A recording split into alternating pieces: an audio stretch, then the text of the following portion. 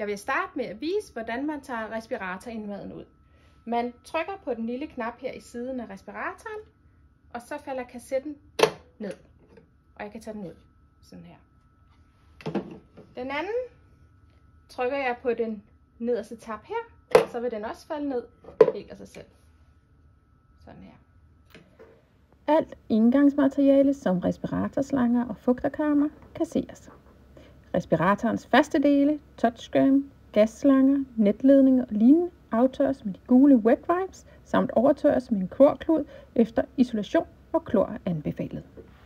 Ekspirationsflow-sensoren og ekspirationsventilen er flergangs og skal derfor afmonteres og rengøres mellem hver patient. Den består af kassetterne og så de her 4 silikonemembraner, som man forsigtigt fjerner således. Slangerne, du skal bruge til at gøre kassetten ren, finder du herude i skyllerummet, hvor de er samlet klar i en kasse.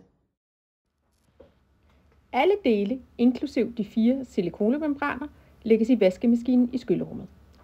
Rengøringsadapterne for den hvide kasse, vi fandt frem før, påsættes som vist her med henholdsvis ekspirationsflow-sensor og ekspirationsventil i den ene ende, og vandstudserne i vaskemaskinen i den anden ende.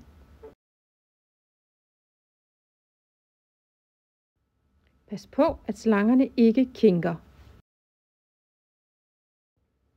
Vælg program 3 til at vaske det hele.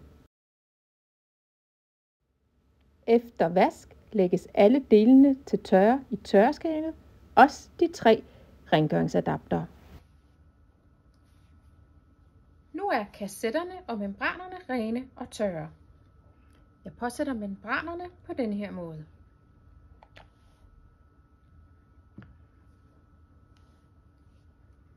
Den runde membran passer lige her. Læg mærke til, at der er 2 små huller her. De skal dække over de 2 små huller her. Den runde silikonemembran sætter jeg i den her ende.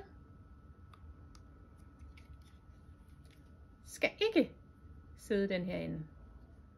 Kassetterne sætter jeg ind i respiratoren ved at trykke lige op. Samme måde her sætter jeg den ind og trykker lodret op.